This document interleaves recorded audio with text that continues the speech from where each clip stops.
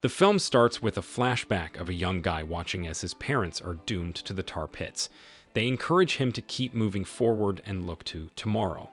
Guy charts his own path and documents his journey before meeting his pet sloth Belt, all while searching for a land that he thinks is tomorrow. Then he ends up meeting Eep. Eep gives a brief recap of how all of her family, except her dad Grug, ended up loving Guy, but soon even Grug warmed up to him. In the present, the Croods, Grug, Eep, Guy, Ugga, Thunk, Gran, Sandy, and pets Chunky and Douglas are running through a canyon as they evade Kangadillos chasing them. Using their wits and strength, the family outruns the creatures before making it to safety. As the family settles for the night, Eep and Guy are so in love that they ignore their duties in the family since they are so focused on each other. Guy is tired of sleeping in a pile with the family, and he talks to Eep about potentially leaving the family to start their own pack in Guy's imagined tomorrow. Unbeknownst to them, Grug is awake and listening to the whole thing, and not happy about Guy trying to take Eep away from him, since he feels the pack should stick together.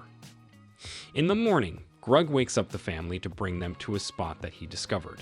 It is concealed by a wall, but Grug breaks it down to show the family a beautiful paradise full of food and fresh land. The Croods feast upon all the food in the land until they get too full. Grug then spots a banana, which he is most eager to get hold of, but when he does, the family gets caught in a trap. They are found by two modern humans, Phil and Hope Betterman. After seeing that the Croods can understand them and speak English, they invite them to join them. They are then surprised to see Guy, as they were friends with his parents and are happy to know that he is alive.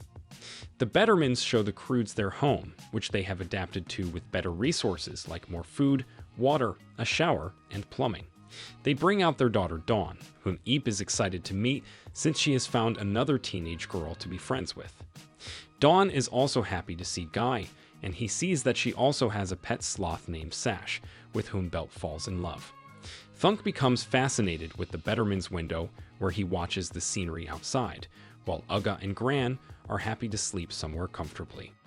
Grug is not too happy with the new setting and expresses his annoyance since he thinks Guy is still trying to take Eep away. Meanwhile, Phil and Hope think the Croods are nothing more than filthy cave people and are conspiring to set Guy up with Dawn. Phil and Hope give Guy a makeover while Eep hangs out with Dawn. She is curious about Eep's scars, including a prosthetic toe. She has that is just a peanut shell. The two then take Chunky out to ride outside of the wall into unexplored territory. They find giant bees and Dawn gets stung through the hand, but even though it hurts her, she is just excited to have her first scar. When Ugga suggests that she and her family might stay long-term, Hope makes transparent and condescending remarks about her family and suggests that they should be headed on their way soon. Meanwhile, Phil takes Grug to his man cave, where he brings him into the sauna. Using the heat, Phil manipulates Grug into coming up with an idea to leave Guy with them so that he can be paired with Dawn, and Grug won't lose Eep from the pack. After the girls return from their trip, Guy finds them and scolds Eep for getting Dawn hurt, telling her not to act like a cave girl, which Eep takes offense to. Grug and Ugga also conspire against the Bettermans after seeing what kind of people they are. The families gather for dinner, where Eep acts immaturely to get back at Guy. Eventually, Phil spills the beans that Grug agreed to dump Guy on them, so he won't take Eep, leading to Ugga and Eep turning against him. Grug reveals to Phil that he has eaten his beloved bananas, which he had been forbidding him from eating for an unspecified reason despite the abundance of them. Grug and Guy go with Phil to the wall where they hear a pounding sound coming from the other side. Phil says he kept the bananas there to placate whatever fearsome creatures are on the other side. The wall breaks down and a small punch monkey is sitting there.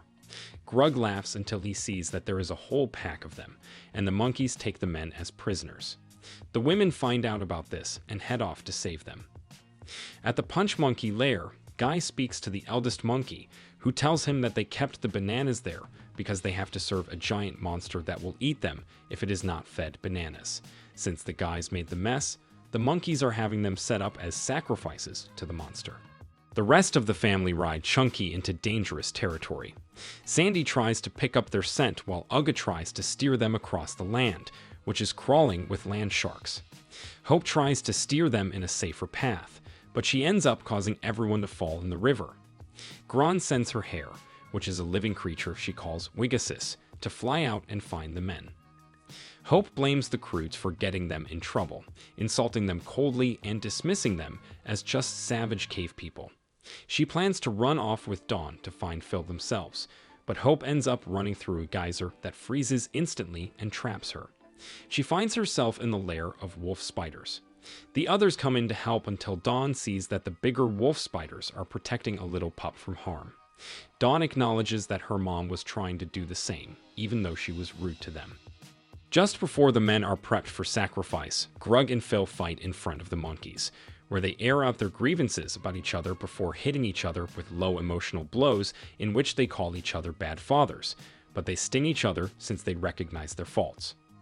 Later at night, Hope apologizes to Uga and Eep about how she spoke to them. Wigasis then returns and points out to Gran that the men are at the Punch Monkey lair. Gran leads them all as the Thunder Sisters, just like the epic stories she used to tell the kids. The monkeys dress the guys as bananas as the large, quilled punch monkey monster emerges to try and feast on them.